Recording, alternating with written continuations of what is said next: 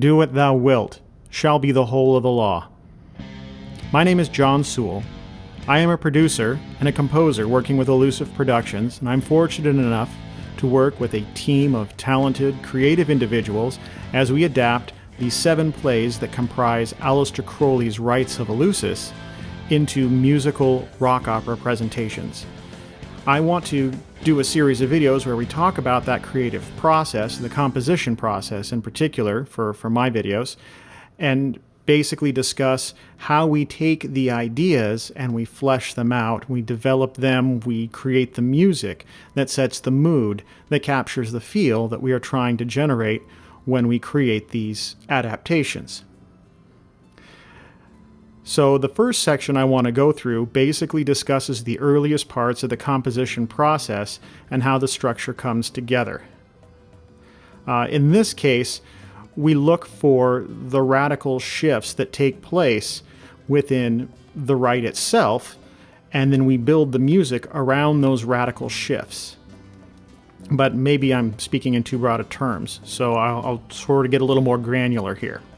The creative process for Melissa Holman and I, Melissa Holman is the director of many of these rites and has always been very involved in the creative, collaborative process of creating the music and the feel and the staging of how these projects come together.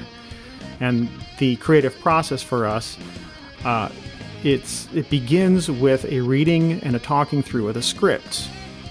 Now, in a standard theatrical narrative, we follow the development of the central figure as that figure changes or comes to a greater understanding of their true nature, and this provides the dramatic tension for a play.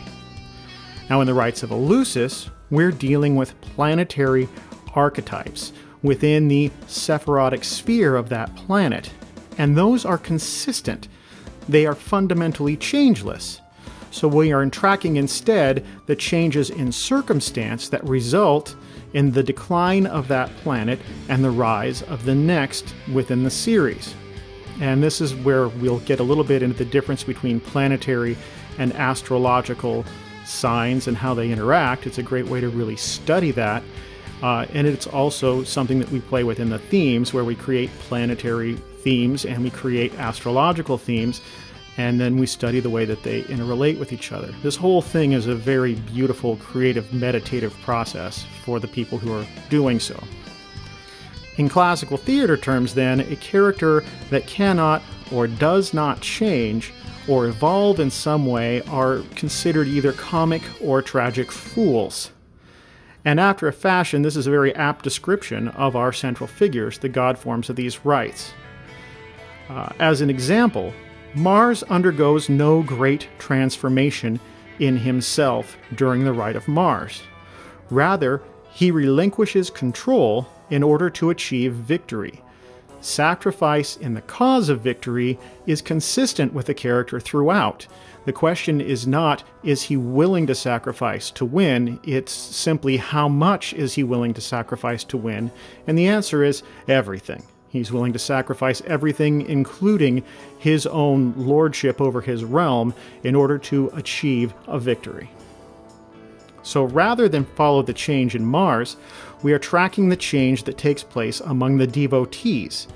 And in particular, it is exemplified by Capricornus, related to the sign Capricorn and all things associated with Capricorn and the planetary attributions that are associated and relate with Capricorn, and everything that's associated on the Tree of Life and the Path, and the Tarot Key, the Devil, many other things associated with Capricorn. Now, in the written play, there is a titanic shift in the mood and the atmosphere, if you'll pardon the expression, between when the army of Mars is shouting, "We conquer," and Capricornus responds, "My head is split. The crashing axe of the agony of things shears through the stupid skull, outspurt the brains." Now, within the context of the play, no real description of why this shift takes place is given. It's simply hinted at or alluded to within the text itself. But this shift was so profound that when Melissa and I were discussing it, Melissa really wanted to drive home this huge change with the audience. And, emotionally manipulating the audience is really what you do when you are directing a play and trying to create a narrative that people can follow. In order to build this tension, it was decided to divide the rite into 2 acts and to use that specific point as the division. So basically you have the we conquer, and then we have everyone march off to battle, and then we have a whole intermission, and then they come back, and everything that's going on afterward is a sort of post-combat, where you were seeing the aftermath of war, and that's where that "my head is split" line falls. And of course, the play originally was a single one-act play, and it doesn't necessarily say that there wasn't many moments of other things going on stage at that time, but we went ahead and took the liberty of making that a huge shift. It's worth noting, too, that in more ancient times, if you were living in a city-state and you went to war, the soldiers would march out, and then you would have no idea what happened for a long time. And you would basically get news from the battlefield. They would come back, and you would see the losses and experience the losses, but not in real time. You would instead experience the aftermath. The only time that wouldn't be true is if your city itself were under siege. But you get the point that there is that sort of, the imagination takes over, and you don't know what's happening, and that is part of what we were using to build the tension. In order to make the losses at the beginning of Act 2 felt intensely by the audience, we also spend a lot of effort creating characters and making them real in the first act. And that was very intentional. We didn't want them to come across as, an army of robots and super soldiers that didn't have emotions and they were just there to follow directions. They had to be real, they had to be tangible, they had to have feelings. There had to be that experience of loss.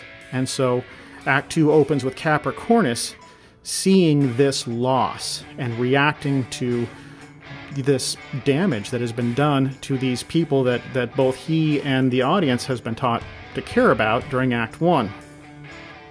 Now, Mars is not particularly moved by this sacrifice because, again, he was willing to sacrifice anything in the case of victory. This was expected for him. But the audience is given the opportunity to really start to relate with Capricornus and that shifting tide, that change in ideas. Now, originally, Via Vitae was going to open Act 2, and there's a little bit of a lead in there, and Capricornus was going to come on stage first, and then the bodies were going to be carried in while Capricornus was reacting.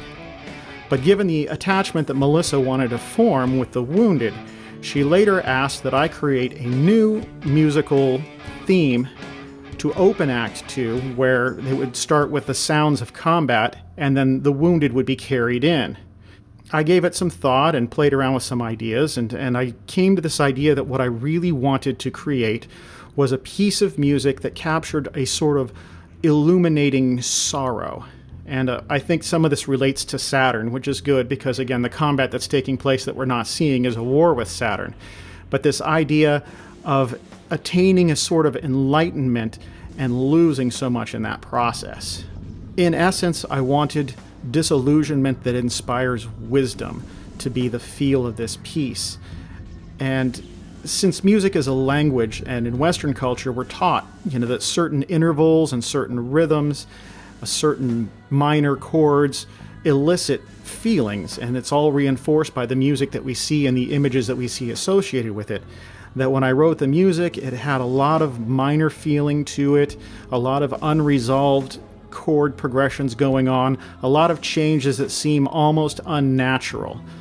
And then it builds to a crescendo that leads to a release, but the release itself seems sad and unresolved. That was what we were going for when we wrote a piece that opens Act 2 called The Left Hand of God.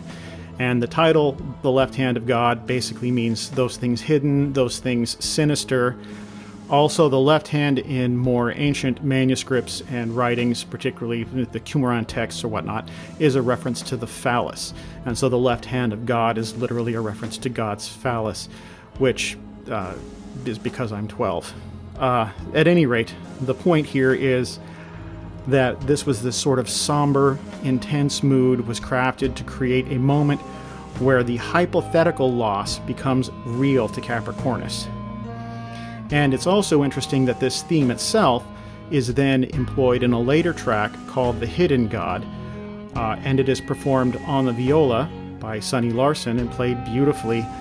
Slightly different arrangement, but again, this is where Mars is having his moment of illumination that is not leading to a sense of personal satisfaction, but rather a disillusionment that inspires wisdom, where he sees that he can no longer lead if he is going to maintain this victory. I should point out that Haley Statz played the clarinet on the left hand of God, and that the vocal parts at the beginning, the sort of beautiful keening voice, is Esther Utley. They really helped shape this piece and make it something that was eminent and intense, and I hope that you enjoyed it. Love is a law, love under will.